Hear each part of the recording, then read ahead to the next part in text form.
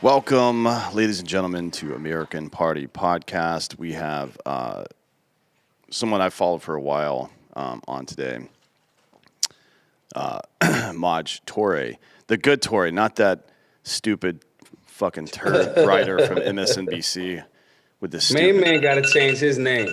Yeah, I think maybe you should trademark it and then send him a cease and desist or something. I don't know. Like, one of you guys has got to switch it up because it's too disparate. The personalities. That guy's a total cuck. Yeah. So I think a lot of people are tap dancing right now. You know what I'm saying? And they're completely ignoring facts and reality. And freedom dictates that you can be as goofy as you want to be. And I think he's in league with the top tier Hall of Fame goofballs, in my humble opinion. Yeah. Where would that Hall of Fame be exactly? Like Canton, Ohio is where the NFL is. Cooperstown for baseball. That shit in Delaware, like where Biden's from. Oh yeah, it's the first state too. So let's get right into it. You're the founder of Black Guns Matter. I think a lot of our people probably heard about what that is, but for those who haven't, explain to us what that is and such. Yeah, BGM, we're a firearm safety and training organization. We go to the areas where there's the most homicides. And the most gun control, because not to sound funny, but gun control is like literally racist. Like they call a lot of things racist, but that actually is. Yeah. So we go to those areas where there's the most amount of that, and that usually goes hand in hand with the most negligence, the most homicides, the most suicides in regards to firearms. And we just crowdfund and do these classes for all across the country for about 4 years now, just giving this information away to people for free. If you want to come learn, you want to come shoot. If you have trauma associated with firearms, you had a death in the family, but you still want to kind of like learn about personal protection and safe and responsible gun ownership, that's what we do. So we started that. We now have a center in Philadelphia. It's called the Solutionary Center. Mm-hmm. We'll be doing the classes there too for firearms. We got a big virtual shooting simulator, but we also will be doing other quality of life stuff to like, I could tell somebody how to like protect themselves. That's easy.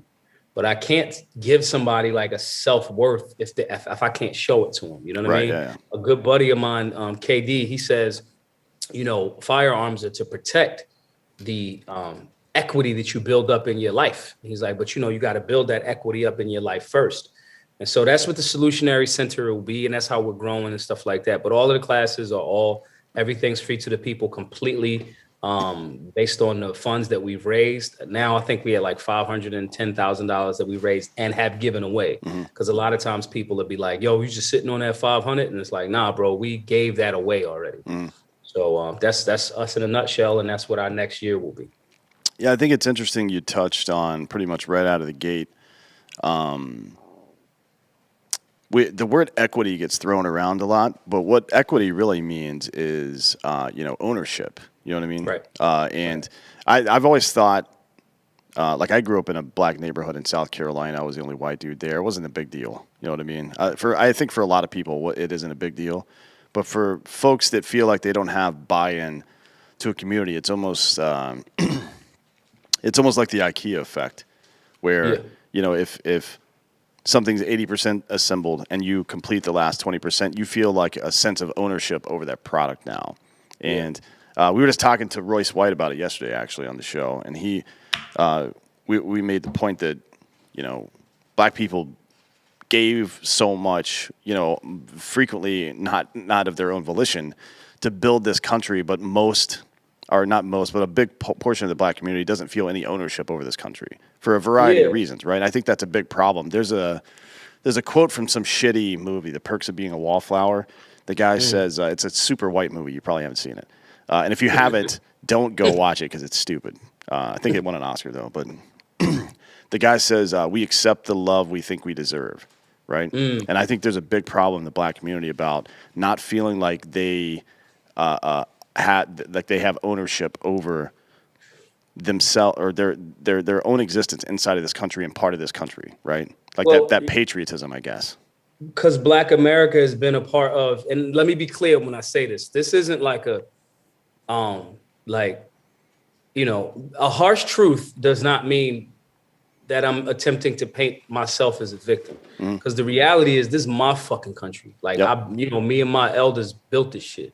Now, me, I've generated $1 million. So it's like, it's also that, right? But when I'm saying this, there's a harsh reality that comes along with it. Black people in America have been a part, and I don't mean just people that are like 30 years old. I mean, collectively. Yeah. We have been a part of the longest running social experiment in world history. And that's like fucked up. Like, you know what I'm saying? Whether it's economics, and people will say like, well, slavery was over however long ago. And it's contradictory because none of my Jewish homies are ever like, well, the Holocaust was over however many years ago. No shit. Yeah. You know what I'm saying? And so like, I'm saying this because like, I like to show people those contradictions.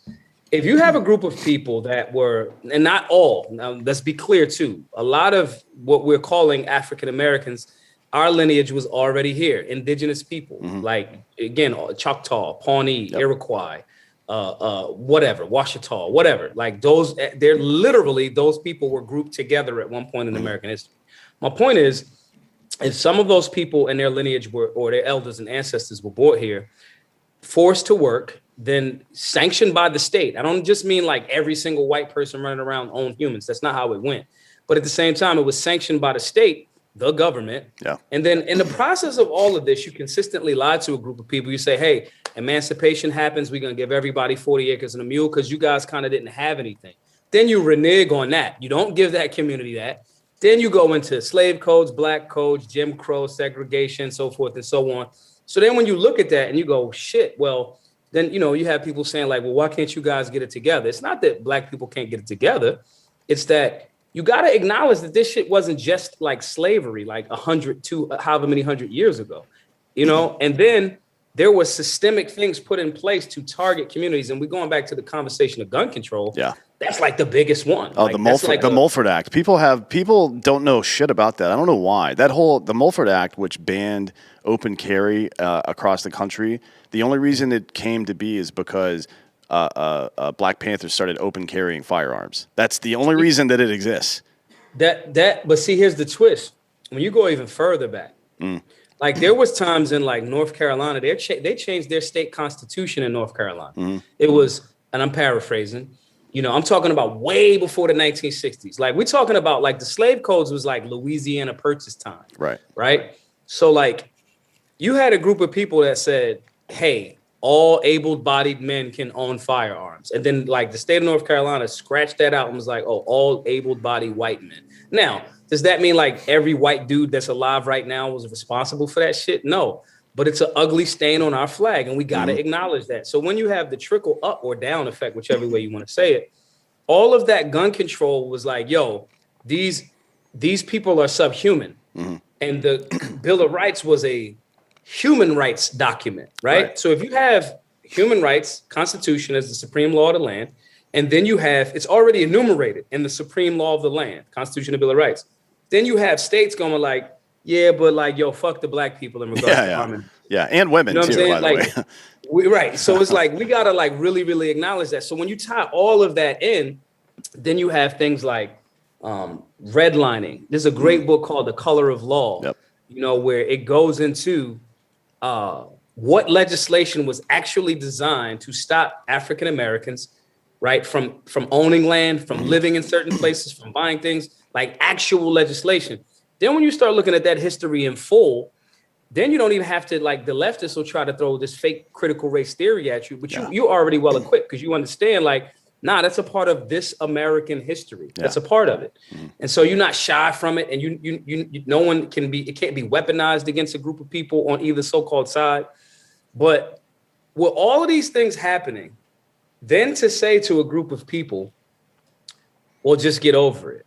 And you still, the state, the government, which is the problem, especially in the black community, when that group of people has not only not acknowledged that and has not done anything to make that whole, then people are saying like, yo, just get over it. It's like a slap in the face. Anybody that does any serious history of our nation, where we live and I love, if I had to re-up on America every year, fuck you. I'm re-upping on America every fucking year.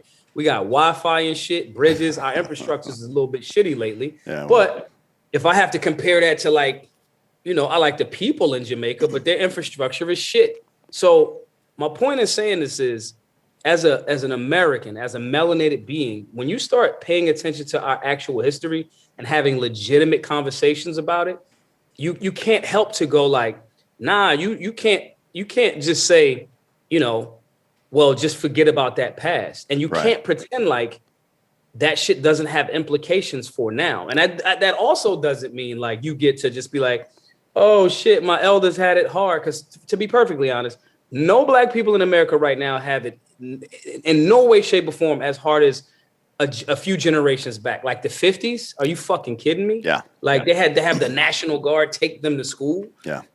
So it's a weird and layered and contextual conversation that having the conversation about why the black community should be armed and safe and responsible from the state primarily, it takes you into all of these places of our nation's history that I think is beautiful to discuss and articulate and even challenge and critique, people, each other to, steel sharpen steel. Yeah, for sure. I mean, the founding fathers were deeply flawed individuals, but I feel like they wrote a document that's, with some edits as persisted. I want to ask you about that. How do you process the fact that a lot of the founding fathers owned slaves, but they wrote this document that said all people are created equally? You know what I mean? And even like Thomas Jefferson's on record in the Senate as Secretary of State saying that slavery is an abomination. Like how do you do that? But he owned one of the largest slave plantations in the entire country at the time. Main man wrote the Declaration of Independence while he owned humans. Like what the fuck type of contradiction? But how do you keep that inside of your head and still understand? Because look, you've said it yourself. These documents are pretty fucking good, right? Yeah. As far as human beings go, writing government documents, that's pretty much the best one out. So how do you? There's two things. One, there's one document that's better than it, and they took from it. It's the 42 Laws of Ma'at. That came from Kemetic ideology, or what we now call Egypt. That's why it's like they was like Benjamin Franklin was in Egypt like fucking all of the time. You know what I'm saying? So is what's his name? The guy that made the fucking stupid musical about Hamilton. Yeah, he was over there. He was actually born in Africa. Yep. And so that document's dope because it goes more into individual accountability. I'm talking about shit like, did you defile the water? Like while you were, in that brief story there, in that ideology, when you die, your heart is weighed on the scales of Ma'at, or balance the scale. That's where they get the Libra scales from, against the feather of Ma'at. And if your heart was light because your deeds were pure and you followed the 42 laws of Ma'at, you would get into, the afterlife, right?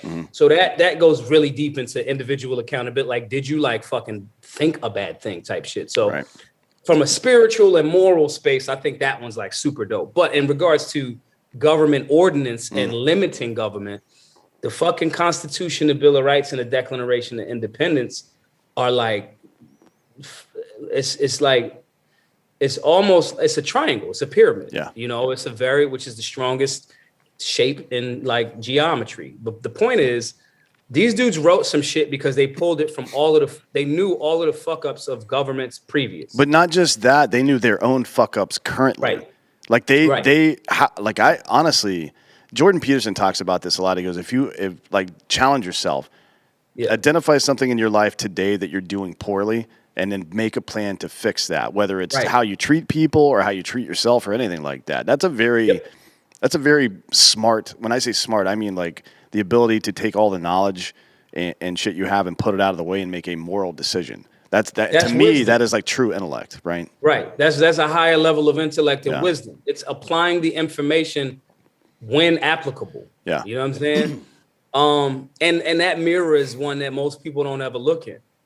Like we be looking in the mirror, lying to ourselves. Like you know what I'm saying? Like, well, it's like somebody who, I guess like Matthew Stafford the other day. That fucking woman falls off the stage and he just like turns and walks away because he didn't want responsibility for it. Right. I mean, he took some heat for it. He's gonna pay her bills, but that is a bitch move.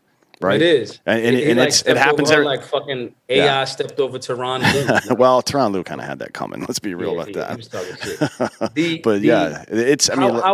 How I balance that with that document is I don't put any faith in any of these humans. None. I don't deify George Washington. I don't deify the person that comes closest for me to be like, God damn, I've looked for his, I've scrutinized this man and I've looked for where he had consistent contradictions. The only person that escapes that for me, because he kept evolving in front of my eyes or our eyes, was Malcolm X. He went from a criminal, owned him being a criminal, to like going to jail, to being like, yo, angry because like during his fucking father got pushed in front of a trolley car and chopped in half by like white racists. So yeah, he's got a fucking reason to be hostile, right? And you're coming up during this time in the 20s, 30s, 40s, 50s, 60s, it's all hell. And this guy kept evolving. He was angry with white folks. He called them devils. Then he evolved again, got out of the Nation of Islam. And that's not a diss to the nation. You know, went to travel the world, continued to grow. That's a person that's like on my top tier of like owned his reality, didn't shy away from it, and acknowledged what his past was without being contradictory about it. But when it comes to the general public, and I include the founding fathers in that, they had too many immediate contradictions that I could immediately point to. Right. So which is good for me because I'm not going to fucking like, I don't care that I can get a mattress for half off on your birthday. I don't have to deify you at that point. Yeah. Right. And there were men around during the same time that don't get the same amount of credit that were like, nah, bro, I'm not owning humans. It's a contradiction. Thomas Paine comes to mind. Yeah. And he was the OG that influenced the vast majority of those dudes. But they made a decision because people will say, well, that was what it was at the time. Yeah, but there were people around that chose not to do that. And we have to, if we're going to acknowledge that, you know, righteous, we got to acknowledge that. We have to say, no, during the same time period, there were men around that was like, no, this is not okay. I give a fast forward example. A few years ago, when the first so-called bailout money or government relief was going to be printed and they wanted a secret vote, right? There was one politician in DC, a buddy of mine. Ironically, his name is Thomas. Thomas Massey was like, no, I'm going to drive from Kentucky to DC and we're going to put this vote on record.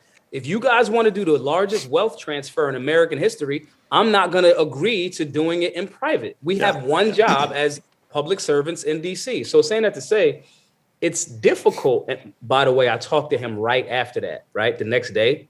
And he was like, Trump would chewed him out. And so my point is, it's difficult to do those things during the time when it would generally be accepted.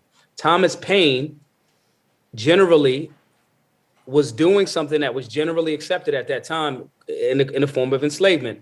A more righteous move for me, when Thomas Jefferson inherited those humans, because he had the ability to let them go. No different than when I look at law enforcement officers that are encroaching and pretty much like disobeying their oath to the Constitution. You have the ability to say, no, I don't want to enforce these mandates, which are not laws, but they're still doing it. And it's difficult to do that when you're the only person doing it. So I'm not going to give you no fucking love when it's easy to do it. Like right now, if everybody's like, oh yeah, slavery and racism is wrong, I don't give a fuck. Like that's nothing. That's nothing, you know? So by recognizing these men, to use your phrase, as flawed men, it's easier for me to recognize, you know, recognize the humanity in them, the fucking vile shit that's in them, the higher and lower self that's in all of us.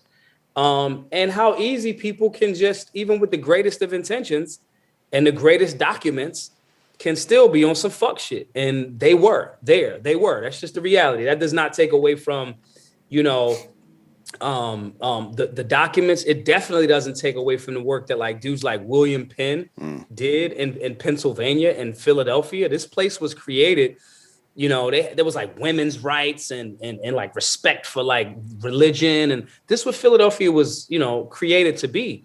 And so there's a nuance to articulating both of those points. Where I excel is my ability to study those things, translate them while calling out the righteous and calling out the bullshit. I think what happens is because extreme leftists only point out the negatives and people that identify more on the right try to ignore those negatives, both sides leave themselves open to not telling a full history. Yeah, and then the result of that is that over the last 40 years with these absolute asinine government policies that are in the black community around welfare, criminal justice, gun ownership, and shit like that have butt fucked the community. You know what I mean? And under the guise of trying to help. And the Republicans, I mean, I say this kind of tongue in cheek sometimes, but at least the conservatives had the good sense and temerity to ignore the problem and not make it worse. You know what I mean? But now there's another book called Please Stop Helping Us. You know what I'm saying? And it's like, all right, we at least going to tap out. What's that Reagan quote? It's like those 7 scariest words in the English language. I'm from the government. I'm from the government, and I'm here to help. Like, fuck that. So I'm out. Speaking of the, you talk about doing things when it's not necessarily popular to do it or trendy. I like to say principles, not people. I don't like this hero worship, whether it's Trump or anybody else. I don't care about that shit. But you founded Black Guns Matter back in 2016, a long time before a lot of this shit got popular with our surrounding Black Lives Matters. And you've got some thoughts on them too. We'll get to that later. But long before the events that most people now associate with BLM, what was it that motivated you to start BGM in the first place? Because if you read legacy media now, they suggest that these rises in black gun ownership happened in around 2016 because of Trump's election, and people thought that fear there was slavery was going to come back. Yeah, basically. So tell me why you actually started the goddamn organization, since you're the person that did it. We literally had a stated goal of making black people the largest gun buying demographic in America. There's somewhere at some interviews that I said that in like 2015, 2016. And the reason was because, the shit is racist. To stop a group of people specifically, hey, we don't want the blacks to have guns, right? And then everything else being a subsidiary of that racism incorporated. Okay, wherever it is the worst problem, that's where you got to go to fix it the most. So we would just see that like, everybody, like, I go to Detroit because I sell music. I made music before this. I go to Detroit, have a relationship with somebody in Detroit. I would go to LA, sell music, right? Develop a relationship. And I'll come back and be like, where's Steve? Where's Kendrick? And it would be like, he caught a gun case. He didn't shoot anybody. He didn't rob anybody. He just had the gun. Just had one, Right. And I'm like, that's fucking stupid. Yeah. And so we're like, that's one of the things you've addressed is making sure that people who do want to arm themselves know the rules, right? Like that's a big part of your organization. Right. It's that. And it's also to go, hey, these rules are bullshit. Licenses to carry are bullshit. Yep. The like what other fucking constitutional right do we license? Right. That is insane to me. But anyway, right. In order for you to write what you're thinking, you got to pay the government $25. Like that's silly. Yeah. Right. I mean, that's basically a poll tax, right? Which is like it's the same bullshit, just over and over again in different forms. Right. Now, my ability to translate and getting people in the hood. Because to be perfectly honest, organizations wasn't doing what we did. They weren't going there. When we started this, I literally had firearms instructors that I was like, you're going to travel with us. You're going to be our gun guy, right? And I remember this dude like, man, our first class was in Baltimore. And he was like, man, Baltimore is anti-gun. And I'm like, yeah, that's the fucking point. Like, that's why we're doing this. And he was like, nah, man, I got to tap out. And I was like, damn, like, because they were scared to carry a gun in areas where they couldn't. And it's like, fuck you. I carry a gun everywhere. I go to New York with a gun. I don't have a license to carry in New York. I go to Chicago with a gun. I don't have I have a human right to defend my life anywhere I go on this earth. And so we saw that and we were like, man, we got to change that. We got to change that narrative a bit. So we just started going to these classes. Creating these classes. The first one was in Philly before we started traveling. And we thought maybe we get like 50 people, like 300 people came. And it was like, people came from Brooklyn, people came from Jersey, and they just were like, help me. Yeah. And so it just kept snowballing. And for us, it was, we got to make the hood be armed. So one, they know the rules so they don't get caught up and then be prison pipeline, food. Yeah. Then we can get them organized so they can stop voting in policies that are making them potential felons for just having a firearm. And the first phase of that was just, let's get people just buying guns and being safe and responsible with it. And we did that. There's been record-breaking numbers for the Black community purchasing and training with firearms since 2018, 2019. Yep. That's when we had raised and given away about $300,000 to do these classes. And so in essence, it's like, yo, with $300,000, a bunch of free classes around the country, and a little bit of elbow grease, we activated an entire nation or community that wasn't being addressed. And because I was doing so much media, it just started to like, it became sales. And then it's basically it's Fight Club. That's all I did. I just did Fight Club. And so it just kept spiraling. Then we would be like, yo, they doing classes over there now? Damn, that's crazy. You know what I mean? Like in Fight Club, it's like, damn, did you set that one up? Nah, I don't know who did it. And so it just kept bubbling. I think what happened in, 4 or 5 years, because I haven't traveled as much this year, I think a lot of people are associated, or media is spinning a narrative where it's like, oh, that started because people thought Trump was going to whoop-de-whoop. That's the bullshit corporate narrative, and it's not the mainstream narrative. No, well, the reality is that in 2020, we saw a 60% rise in overall gun purchases in the country. 40% of all guns being purchased were by new first-time gun owners, and the largest demographic was black people, 56%. Yep. Right. And so you can't blame that on Trump in 2016. Like that's a 3-year buffer is a bit much for a cause and effect kind of situation. You think, right? Right. And so we just kept going, and we would just go to classes. I remember our Compton class, man. Our Atlanta class and our Compton class. Our Compton class had like 500 people. I'm talking about like at the time it was like one of only 3 black-owned gun ranges in the country. And Mr. Evans over at Evans Training and Security in Compton, he opened out his whole range up to us, and it was like 500 people. And we just kept getting media, and the left couldn't argue and still can't argue against the talking point. They don't know how to beat what I'm saying. And so they can't just call you racist either, because that's what if it was me saying it, they would just call me racist. Yep. Right. So it creates a serious dilemma for them. I remember they recruited me to come to the World Economic Forum in Chicago to have this debate. Yeah. It was a few years ago, and they put like, I knew when they started shifting their approach towards me. They started getting younger, hipper looking black teenagers to argue anti-gun points. And it was the Giffords chick was in the audience right behind me. Yeah. The chick that got shot, Giffords. Yeah, she was a congresswoman from Arizona. Yeah. Yep. And they put me in a panel against like even the guy that was Indian that was supposed to be the moderator. He came to the event with the Giffords people. Like he's supposed to be the neutral whatever. Now me, I'm like, I could do hostile media. My talking points are smooth. I'm charismatic, and I don't succumb to like little dumb tactics that journalists try to use, like phantom attributes. Like, well, some people would say, I'm not going to let that work. I'm going to say, I've never heard anybody say that. Who have you heard say that? Yeah. I'm not going to let you use the shit. It just doesn't work. I've been on the stand to defend my freedom. You're not going to fucking trip me up. Like every time we do these polls in inner cities to ask, like, James Klug is in New York, Chicago, a couple other places, like talking to older black people, like, hey, you got ID, right? Like you're able to just go to the polls and vote. And they're like, yeah, dude, everybody I fucking know has ID. What are you talking about?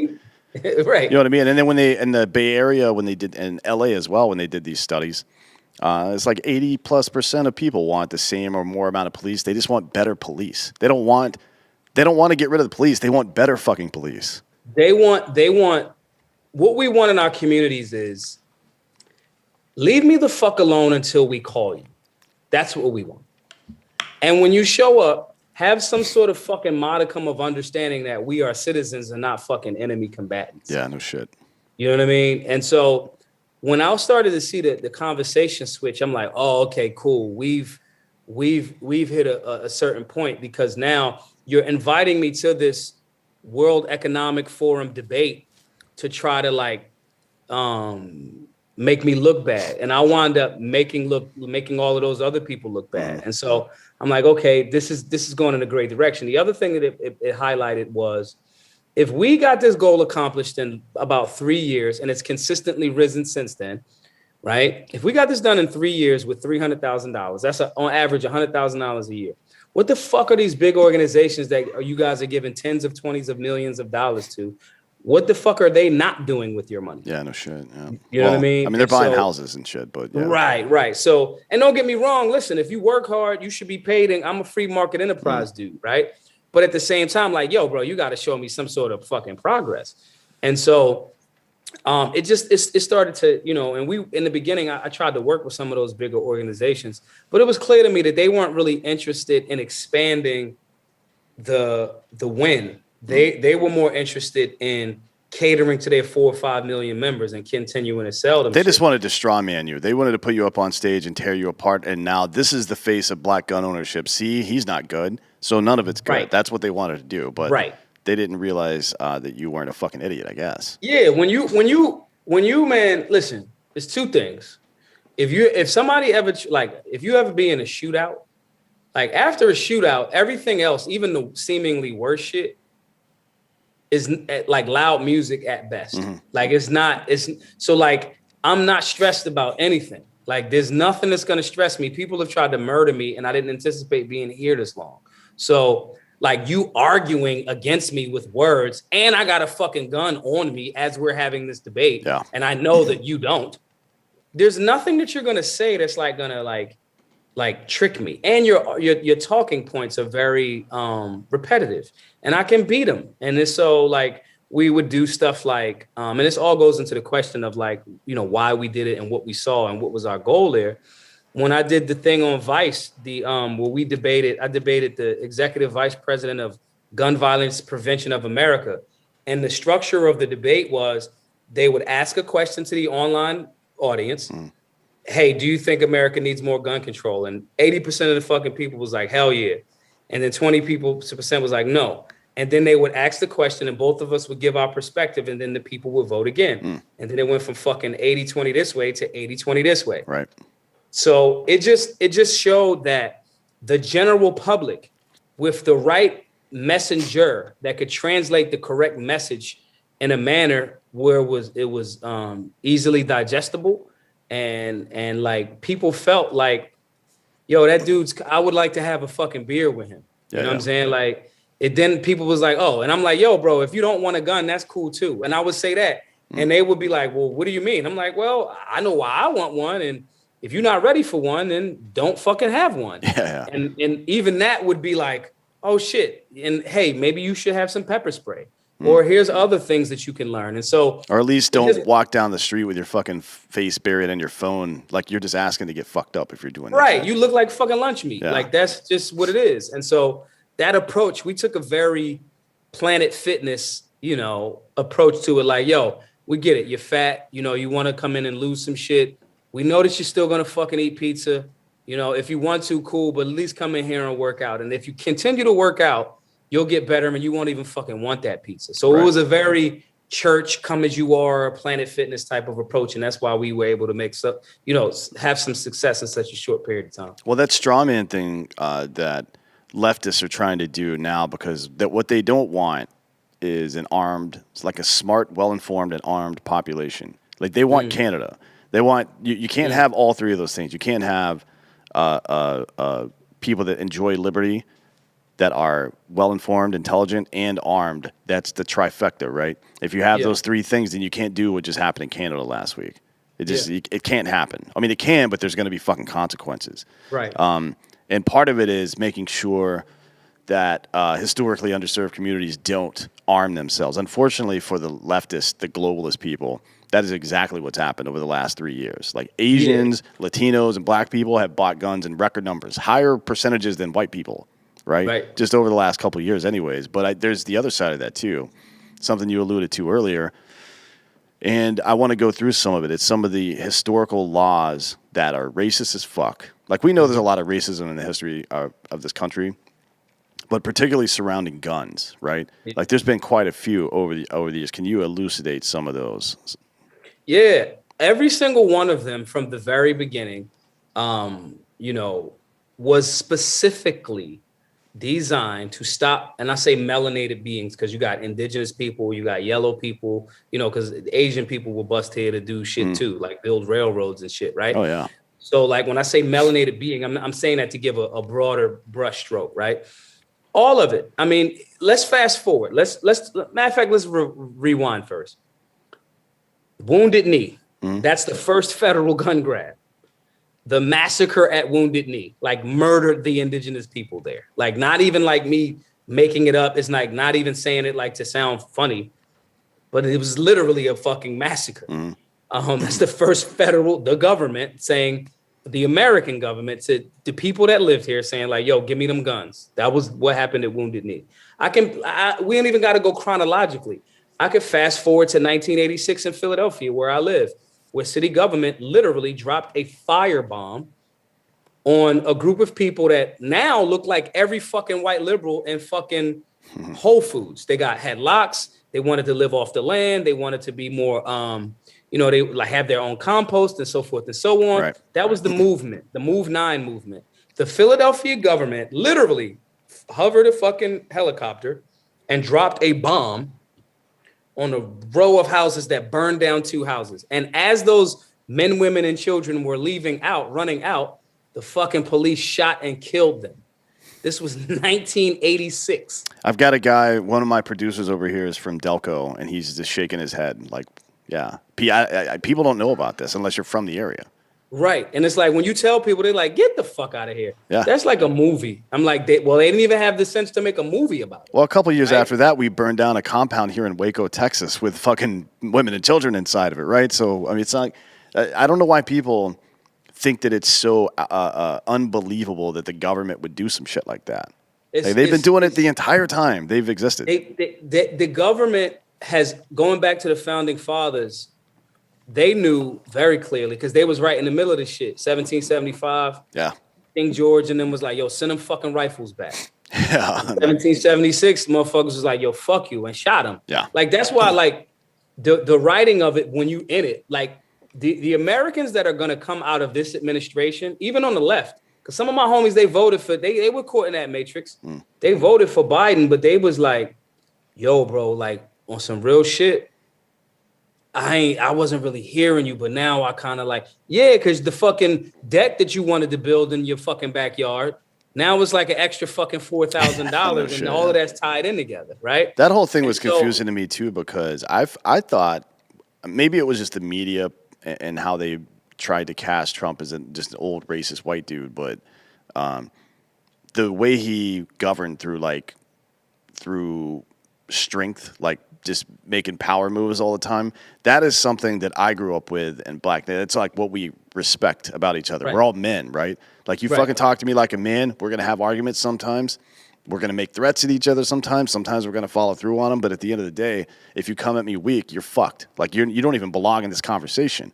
You know what I mean? It's how fucking, remember that there was a photo of fucking Trump just looking at Trudeau's hand when he was trying to shake his hand. Yeah. And Trump was like, the fuck is this fucking dweeb doing? It's the same thing with like, Russia fucking tried to invade Ukraine during the Obama administration when fucking Biden was fucking vice president, right? He crept in. He tried it.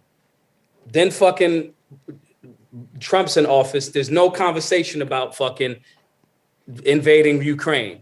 Then he fucking leaves and now it's the same thing. It's like, yo, same thing with China. Like they fell back a lot. The reality is, you know, I'm a libertarian, so I'm not a fan of the war state and warmongering, but I'm also an understander or student of history. Violence is a part of this shit. Yep. And knowing that if you do the wrong shit to us, we will make your fucking country a parking lot. That there's something to be said for that. Yep. You know what I'm saying? It's geopolitics in the street is the same thing. If I want your corner, we're taking your corner. Now, if we can figure out something that we don't have to have this heat while nobody can get money while I'm taking your corner, then that's called fucking diplomacy. Yep. That's all this shit is. Now, when I talk to my team and we determine if we want to do this diplomatically or we want to make your block, we want to burn your fucking block and just wait for you and wait you out and wait for the police to be done and then go take it. That's the political process. When I listen to my fucking cabinet, determining if we're going to fucking take you by force or if we're not strong enough, do you have a bigger war chest? Or is this something that we should even be looking into? this is this is what it is. And Yeah. so that's why Putin is what he is. He's a fucking gangster. Yeah. Gangsters represent and respect gangsters. Yep. I think that. And people people keep saying that, and the left is like, oh, so you fucking like Putin? Like, no, I recognize how this all works. And he's someone that does it well, and Biden is a pussy and probably has vascular dementia as well. But like that dude has no foreign policy chops at all. No. I actually think we should fall back. And this was something that the Trump administration was saying, and I agree with it. Yo, like what exactly are we getting out of these fucking treaties? You guys call us to be the world's police. We don't get really paid for the shit. Like, at what point are we like, yo, bro, when America was its strongest, and I say this again as a black man acknowledging the, complicated history of this very young nation, right?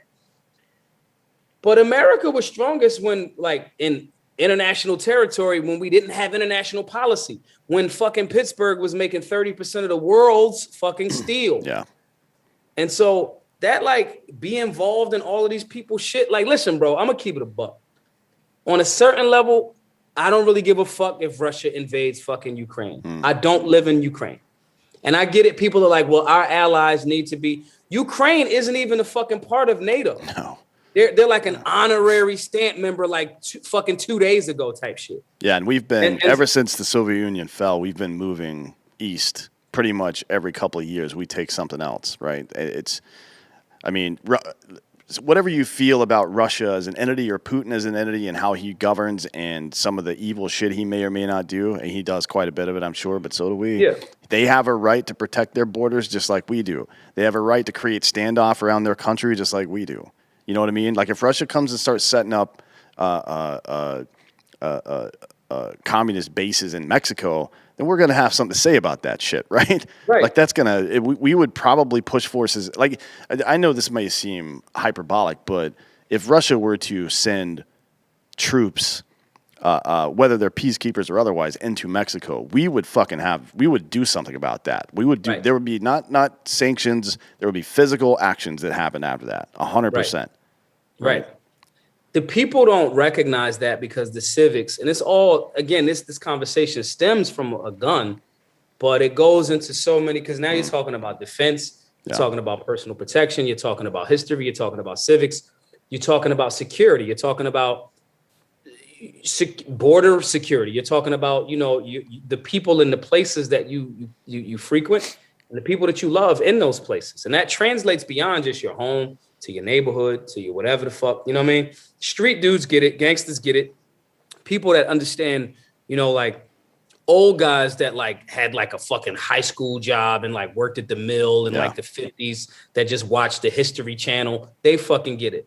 Cause it's like, nah, like just not gonna happen that way. And the target demographic that we have has deliberately been left out of all of the information in regards to that via the schooling. Right. The schooling has been like when fucking, what's his name, Rockefeller created that Department of Education to make like just worker bees and not thinkers. They systemically took certain information out. Now, was that specifically just to the Black community? No, but it created almost like, again, like they want to create a permanent underclass of working class, but only working class to a certain point that doesn't upward mobility. Yeah. Right. Yeah, exactly. Doesn't challenge, doesn't think critically, just makes enough money to pay their bills. Just trying to get by. So we can sell you shit. And what we did in our classes, that's why we introduced, civics into our free classes. It's like, yo, what does me owning a gun have to do with my political choices? Well, more than likely, if you're a gun owner and you start to learn about the people that are trying to restrict your gun ownership and your human right to defend yourself, then you'll start drawing, connecting dots and going like, damn, why is it always the Democrats for the most part?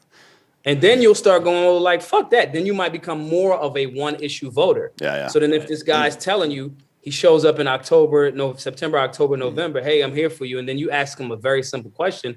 Where are you at on me protecting myself? Well, we have the police. Sorry. That'll start to change voting trends. Yeah. Yeah. That's why one of the things I wanted to ask about. So I mentioned before, multiple polls through Black neighborhoods in major cities shown that people want more or the same police, but better, like a better quality product. Yeah. And now we see this new gun ownership thing. When people buy a gun for the first time in their lives, it's typically not for sport, right? There's a reason for it. They're trying to protect themselves and their family. Right. My question to you, and I know you can't answer for everybody, but from your perspective, protect it from whom, I guess, is what I'm asking. Two things. One, fucking bad guys in my fucking hood. Cause like we not just cool with the killer because he lives 3 doors down. It's like he's a fucking piece of shit and he'll rob you. Yeah.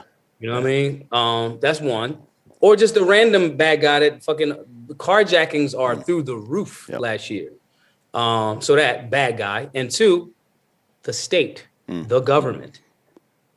For the same reason that the founding fathers had it. Like the founding fathers had a very healthy distaste for fucking overreaching government. Yeah. You know what I mean? Yeah. And so, well, that from that perspective, then there's never been a whole lot of love lost between black people and the police, right, in this country, because the state has used policing as almost a military force against the black community across the country, no matter where you are, right? They've done it for the black community more in particular because of our interesting and unique standing in this nation, right? But at the same time, it's like the crack epidemic. In the beginning, it was they targeted our community. Now, fucking white dudes, you are in the fucking middle of this. It's fentanyl, yeah. It's like you know what I'm saying? And it's the same thing with crack spreads into fucking fentanyl. Fucking gun control was just for the blacks. Now fucking power absolutely corrupting absolutely. Now it's all of you motherfuckers. And the people that are like, you got a fucking American flag, you're a fucking domestic terrorist. Yeah. Well, you know what I mean? All the stuff you're saying is information that, like, you're a libertarian, but you can find these attitudes in like heavily blue dominated black neighborhoods all across the country, but somehow the point isn't made to them or isn't maybe understood by them that you align with mostly conservative ideology when it comes to living your day-to-day life. It's very bizarre to me. And I think if conservatives had the balls to go into black neighborhoods with this message that you're talking about right now, about self-reliance, gun ownership, and fucking family, like safety and family are things that are super important. I think what you were talking about before with that voting change, I think it would happen. And I don't understand why they won't do it. Is it really just they don't want scary? to. Is it the scary black man trope? It can't just be that, right? They like the NRA. Again, I've worked with some good people over at the NRA. I think that some individual people want to do the right thing. Wayne LaPierre told me himself he wanted to work with Black Guns Matter. And to my face, in real life. Shit never fucking happened, right? So let's use this example. And it translates into the conservatives, not the conservative movement, like not the libertarian movement. The shills at the top of like the Libertarian National Party or a lot of the fucking GOP, right? They're like the NRA.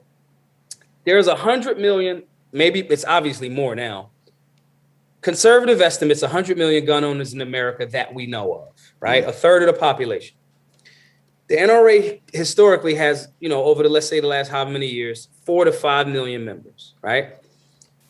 You're missing 95 million fucking members or gun owners that you could make members. The reason being is because you're only catering to that 4 or 5 million demographic. Yeah. We want to sell you things. We want a scare tactic. The left is coming for you. It's great for business. The fear, if you're trying to just scare people into continuously buying stuff and buying memberships and buying gear, that business model works. It does not work if you want to expand the tent because you can't focus so much on sales because you have different perspectives and different levels of gun owner coming in. And you have to have spirited debates like motherfuckers had when they was making the Constitution and the Bill of Rights. You got to be in those fucking bars having a drink at fucking Ton Tavern, yelling at each other like, fuck no, full auto should be a fucking thing. We need to repeal the fucking gun control act. You don't want to have that conversation as the NRA. You want to sell to your 4 or 5 million members. Now, extrapolate that to the GOP. It's easy to just keep selling shit because, the left is attacking us. Right. Nobody sold more guns in this country than Barack Hussein Obama. And then, it's not even fucking close. Like that. And here's the irony. Here's the irony about that. Trump put more federal legislation on attack on our Second Amendment in one term than Obama did in fucking two. Yeah. And all of the gun dealers that I knew was recognizing the Trump slump once he got into office. So they are interested in, we got this group.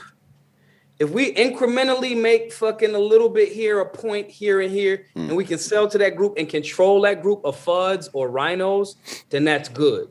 However, to expand it and eradicate the fucking problem, the reason why Black Guns Matter was created because there was a vacuum there, but Black Guns Matter shouldn't exist. The NRA, any of these Second Amendment organizations, we should be making our jobs obsolete. Right. They should not exist. Well, there's no money in the cure, homie. There's only money in the fucking treatment. That's why. I mean, it's in the military, it's in pharma, it's in this. Like nobody gives a fuck. It's the same thing. Yeah.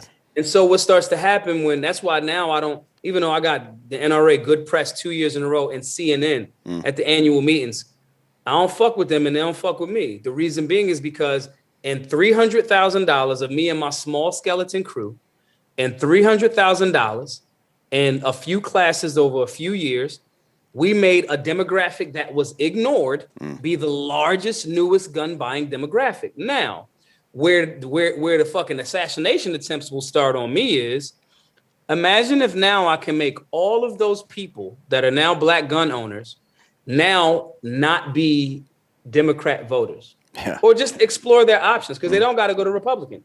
Maybe they'll go to Libertarian like I am. Maybe they'll go Independent. Now you fucking with too much money, Maj. Yeah. You know what I'm saying? And so, or they can just come buy me out. They can come buy my silence and give me $800 million and make Rihanna come to my house like every 2 weeks. Well, she's pregnant now, so you're gonna have to wait. Hey, listen. We're learning something new about you right now. You're going to be stepped down. Well, speaking of the shills, you've had some pretty. You've been pretty critical of BLM, the organization, not the movement. I think a lot of people on the conservative side have a natural distrust of the government. So even through all the thin blue line stuff, people are still like, look, man, people fucking reach into your wallet and they reach into your fucking liberty quite a bit more than I'm comfortable with. But I don't know how to be supportive of this situation without it being tied to this BLM organization that is just fleecing people. Like they're just robbing people blind. And we see it now. Like they've even kicked off GoFundMe as of last week and shit. Now people are starting to pay attention. But this shit's been going on for 6 or 7 years now? $65 million in donations unfucking accounted for. 65 million. That's not the total amount. That's just the amount that we don't even have an answer without a cursory glance. 65 million, we just don't even know. Soon as I knew Act Blue was involved, I'm like, they funneling the money. Yeah. This isn't complicated. They put it right into the Biden administration. You didn't get any meaningful legislation. Because let's be clear. Politics, you got to do something for me. What the fuck can you do for the community that I live in? Right. I happen to live in a fucking Black community. If I happen to move into a fucking white community, I'm at the local boards asking the same fucking question. This is what I need you to get done. How can you fucking do it as fast as possible? Right. That's what politics is. So you spent all of this money, damn near $1 billion in donations over years, right? All you got was some fucking signs painted on the ground all over the place. Well, the NFL has end racism on the back of their helmets too, so it's pretty much over. And then what's her name did that Pepsi commercial, the Kardashian chick. So what the fuck meaningful legislation? And then people will say, well, we can't do anything specifically for one community. Record scratch. Oh, we got anti-legislation that'll stop XYZ for the Asian community. Yeah. This amount of money is given to the LGBTQ plus community. But yet again, the Black community. And it's almost like if I say it, I'm somehow trying to be a victim. I'm like, no. This ain't a victim. Again, I'm a student of history. You motherfuckers, the government, told my ancestors that, look, we fucked y'all up and y'all did. Here's 40 acres and a mule and you fucking reneged on it. Yeah. That happened in real life, in real fucking time. Then you'll say, oh, well, reparations can't be a thing. Before Johnny Cochran was killed or he died, right? he was working on this thing which articulated how you could go after actual corporations and charters that benefited from the transatlantic slave trade, looking at you fucking Wells Fargo, that benefited from it, and go after those corporations and their profits without touching a red cent, dealing with the regular American people. Because I know, white folks would be like, well, I didn't fucking have anything to do with it. What the fuck I'm getting taxed for? Johnny Cochran was working on that. And then he just, had a heart attack. My point in saying that is, when black people say that, because no one, you're hard pressed to find somebody that'll say, well, the black Americans in America didn't really build America. You are out of your, like, if you're saying that Turning Point USA bullshit, like, stop it, bro. Like, miss me with the Brandon Tatum goofball shit. Like, stop. Wait, what's the argument being made there? That are they back in Monrovia or some shit? Is that the argument that all those original? The argument is, everybody died and no one alive owned slaves. They don't know how fucking America's a corporation. They don't know how corporate charters work. So they say this shit because those guys are pandering to their base. Because quite naturally, no white dudes wants to feel like, so wait, I'm taking some more taxes out of my fucking money for some shit that I didn't have. Every human's gonna feel like that. But they won't articulate these points. And at the same time, they'll shield for the Jewish community because that's their donor base. And I'm not, again, my shouts to my guys like Yehuda, the Pew Pew Jew. Shouts to people that are willing to have harsh conversations. You know what I'm saying? And we gotta stop pretending like, oh, well, there's people, every group of people in America that was wronged by the state, the Japanese internment camps, they were paid reparations for the wrong fucking thing that the American government did to those Japanese Americans. That happened. A few years ago, France got involved with America with the funding for the boxcar fucking company that had something to do with the Holocaust. They were issued reparations. And so what I'm saying is, when it's time for black people to step up and acknowledge some of the inconsistencies and contradictions that have happened in our nation, and then start to hold people accountable, we say we want better race relations, but we're not even open to the conversation but only specifically when it comes to black folks. So for us at Black Guns Matter, it was just like, yo, if everybody else isn't really even open for that conversation, cool. I'm not going to pretend like the conversation isn't valuable, but other conservatives, by even saying that's a valid conversation that we should have and at least talk about. Yeah. Like, it's real. Let's stop pretending like our nation, again, you brought up, the Mulford Act. Yeah. That was Ronald Reagan. That was under his watch. You know what I'm saying? And then at the same time, you want me to say that Reagan at CPAC, they have a Reagan dinner every year. You want me to actually pretend like this is the same dude that said Americans, he didn't say black Americans. He said Americans should not have machine guns. That's Ronnie Reagan saying that. Yeah. That is not a conservative value at all. It's not conserving the fucking Bill of Rights. It's not conserving the Constitution. But we have to be honest and full, or we leave ourselves open for the left to get at the minds of the young people coming up under us, because we didn't tell the full truth. Right. And then they come see, they don't care about, and then I get why people, gobble it up. And so, well, I mean, people get the idea that it's just one side versus the other, and neither one of them is right. They're both full of shit and blah, blah. And if you focus on the people involved, you're right. That's an accurate statement. Reagan raised taxes 5 out of the 8 years he was in office. He signed those bills after they passed the House and Senate. That's just history. You can go fucking read that shit right now. I want to ask you about the reparation thing, because a lot of people have the idea that everybody's just going to get a check in the mail, like that Dave Chappelle sketch where dude buys a truck full of cigarettes and shit. I'm rich, bitch. Tron and shit. Yeah, that shit's hilarious. But in reality, just cutting everybody a check is not going to fucking do anything. The problem that we've had is that the form of reparation that we've had so far in this country is diversity hires. But all that does don't do nothing. All that does is feed into the same corporatist bullshit that's causing all of these problems. That's caused them all from the very beginning. So my idea has always been to invest in black entrepreneurship, right? Not when people actually own shit, they feel differently about the fucking situation they're in. It's a whole different kind of situation, in my opinion. I want to know what your thoughts on that. I think that it should be a holistic approach. Now, let me be clear. this is a very interesting topic that I do not have all of the answers on, but I like, you can't just keep ignoring, like, if, you know, like, even if, let's say if it was a check, right? It was like, listen, it's coming from Wells Fargo and all of the companies that has something to do with the fucking Dutch trading company, whatever the fuck, right? And everybody agreed on a number and was like, yo, all of the black people get $100,000, right? Let's say that was the thing. Now, to me, I'm like, cool. Now, guys, you get this 100K. Don't say another fucking thing about America being not like, this is what we agree. Like, we had the black people meeting. And if the black people meeting, the consensus at that caucus was like, okay, everybody get the hundo. Okay, cool. Now, I'll say poor money management, if you have not been informed or educated, and if there's a lot of Bentley sales, do not fucking be mad after that. Shut the fuck up. Yep. You know, now here's the other part. I'm more of a fan of a holistic approach. Again, when I say we, I mean my ancestors, right? When we came out of, you know, captivity or so-called emancipation, which just means transfer of ownership. It doesn't mean freedom.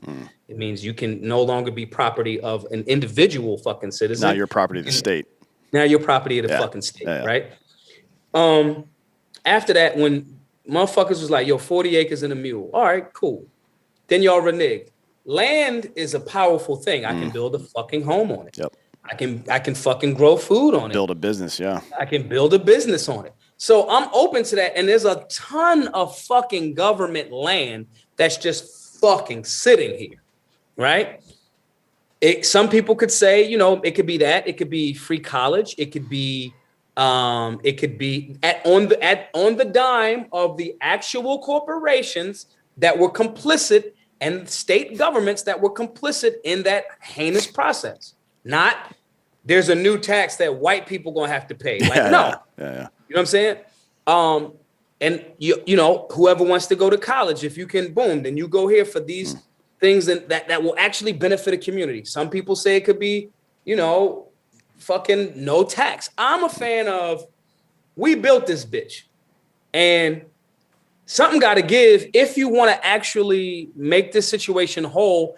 And even if it's just cynical, even if it's fucking cynical, like, okay, black people, shut the fuck up now, right? Even if it's that, let us do that and let us fuck the bread up if that's what we do. Yeah. But to just not have the conversation because it's going to be a difficult conversation or how would we figure it out? You motherfuckers said we put people on the moon. If we put people on the moon, we can probably figure this shit out. It's not rocket science.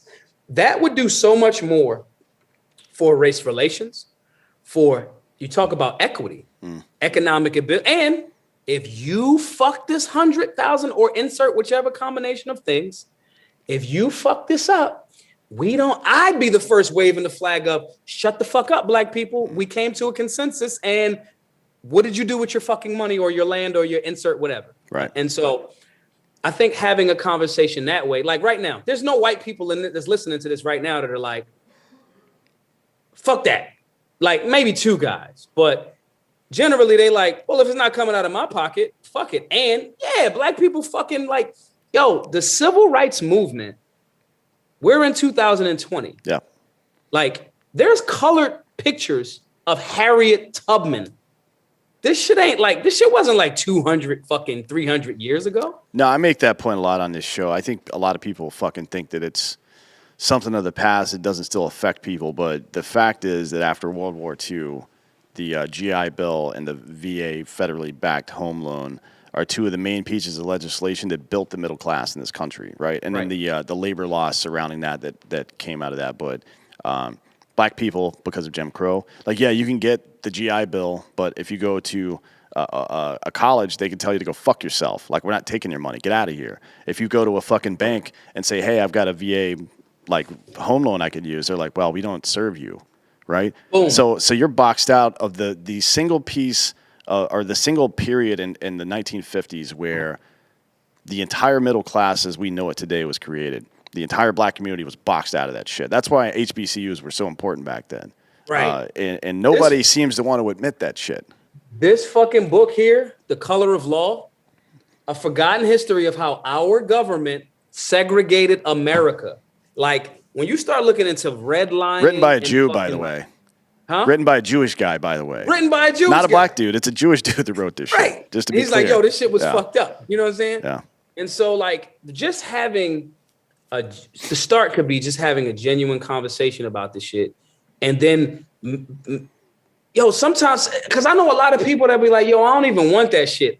Some people just want to be like, yo, acknowledge me as a fucking man. Yeah. Acknowledge there's some fucked up shit. We understand this theoretically. When we watch all of the fucking TV shows that we love, fucking Game of Thrones, we were super excited that fucking Jon Snow and fucking Khaleesi was chasing. This is their rightful fucking heir. Their fucking parents were fucking chopped out of the thing. This is the rightful ruler of the land. Right. We understand this conceptually. Like, if there was a wrong made, that needs to be made right, even if it's the great of the person. Like, something that we understand this, but when it comes to black people in America, we tend to like be on some like fuck shit and not want to do it. And now I'll be critical of my community too in that same regard, right? We have not had a lot of, I understand that I'm an anomaly. We have not had many people that can articulate this point based on fact, based on research, based on data, presenting potential solutions without waiting on those fucking solutions, all while at the same time saying, yo, I will fucking re-up on America every year. There's a nuance that goes along with that is a rarity. And so the reason tying into why Black Guns Matter and now the Solutionary Center and those things, why so many people relate to our work is because me at the point, running the point, I can translate this in a manner where, again, none of the white dudes that are listening to this generally are like, yo, fuck that dude. There's nothing that I said that you're going to be like, nah, he's like victim. He's like calling himself a victim. He's like, nah, this shit happened and that's fucked up. And well, there's still a lot of, I guess, lingering racism. Some of it is biological, but there's still a lot of actually not just institutional, but on the level fucking racism going on. But I think conservatives in America who happen to be predominantly white have this real sense of leave me the fuck alone. And it's one of those things that the black community really believes in. And I don't think a lot of white folks from like rural areas that have never lived in cities before understand how much black people just want to be left alone. And they're like, oh shit, I want to be left alone too. You know what I mean? And once they have those conversations, they're always like, hey, you know what we can do is get together, raise $500,000 and create more black gun owners than any time in human history. You know what I mean? What we can do is we could box the government out and get their bullshit out of here and do this shit ourselves. You know what I mean? I think that's the solution, right? It's a form of the formula was individual choice because you choose to donate to Black Guns Matter. Right. You choose to go buy a fucking hoodie or a t-shirt, right? And then me with access to those resources, then practicing cooperative economics, right? So it became like, yo, this is all voluntary. We didn't cut into nobody's fucking FICA or no shit like that. It was just like, yo, if you want to fuck with this, help out, right? So it's an individual choice that goes to an overall collective that then benefits individuals all over again. And exponentially too, right? Like you said, there's places popping up that you don't even fucking know about now. Once people, I think that's a big a barrier to entry for people. Like, oh, I didn't know I could actually do that. I could do that shit. And then once they see other people doing it, they're like, well, fuck this. I'm just do this shit myself. It's like not wearing a mask. Yeah. It's like, I'm just not wearing it. And I'm just like living life regular. Yeah. And people are like, oh shit, you can do that. And then they fucking when I go to restaurants now and like the server comes up to the table and I don't go to restaurants in Philly anymore because they was asking for the fucking your papers. But oh boy. I'll go to like fucking outside, like the county's like 10 minutes right outside, which is fucking retarded because it's 10 minutes up the street. And so the servers will come to the table and I'll be like, listen, bro, if you want to keep that mask on while you're here with me, if you want to hang out, you can. If you don't want to take it off, you don't have to. But I'm just letting you know at this table, you have the full fucking option. I don't care if you want to take that shit off and put it on every time your manager shows up. But I just want you to know that you have the freedom to do that shit around here. And you'd be surprised how many motherfucking servers will be like, oh shit, I forgot I don't even have this on. I don't even have to have this on. Or, yo, bro, I'm going to come kick it and I'm going to sit with you. I'm going to be right here on my break and I'm going to just cool, do it. And, you know, the leadership, people go where you lead them, not where you tell them, generally. You know what I'm saying? Good floor generals don't just tell the players, I'm a point guard. You know, we don't just tell the players what we see. We show our players how we see the floor. That's what made Michael Jordan become a fucking god. That's what made Kobe become a god. That's what fucking LeBron became a basketball god. Because when you can get Pau Gasol, that's fucking as slow as Larry Bird, to see the floor the same way that fucking Kobe does, then you get that synergy. You know what I mean? And so being a good leader in that regard is just leading people in the direction that you want them to go based on where you take them, not just what you tell them, you know? Yeah, for sure. Well, I appreciate you coming on. I know there's probably not a whole lot of joy in having been right about all this, about the BLM organization, about the Democratic Party just being a complete shit show, and American politics in general being a complete shit show. But, you know, I do think it's important for, you know, people with platforms like we have to credit those who are right the whole fucking time and have been and have actually put their own ass on the line to get some shit done. So I appreciate it. I mean, from my perspective, liberty only exists if it exists for everybody. Otherwise, it's just another form of fucking slavery. Somebody's always the fucking slave, and I'm not comfortable with that at all. Like, if you walk by somebody getting abused and you're comfortable just to keep on walking, then you're a piece of shit in my mind. Right. I don't like people like that. Now, some of our people are asking where they can find any of your BGM events. Just tell everybody where they can find you, where they can find the BGM stuff, and if you've got any other closing thoughts you want to add before we get out of here. Yeah, everybody. I got 2 Instagram pages taken like 3 times. So my third page is Big Daddy Toure. Guys will cringe a little bit as they fucking type that in, but Big Daddy Toure, BIGDADDYTOURE. That's on Instagram. Our official Black Guns Matter on Instagram as well. YouTube is youtube.com/Black Guns Matter or youtube.com/Maj Toure. That page, the Maj Toure YouTube, has a lot less viewers and subscribers, but I get to talk about stuff that's not necessarily gun related. We'll start putting that content over there. If you just want to get some merch and shit, support now with the merch. We offer GoFundMe because of that dumb shit they did with the truckers convoy. I like morally, fuck you. Like, I can't stick around. So we'll be on Give, Send, Go in a little bit. Their website was fucking hacked and bothered, you know, so we'll be up there. But in the meantime, if you want to support our work, man, go buy a t-shirt, man. Like, go get a Make Politicians Afraid Again. Get, you know, if you're gay, right?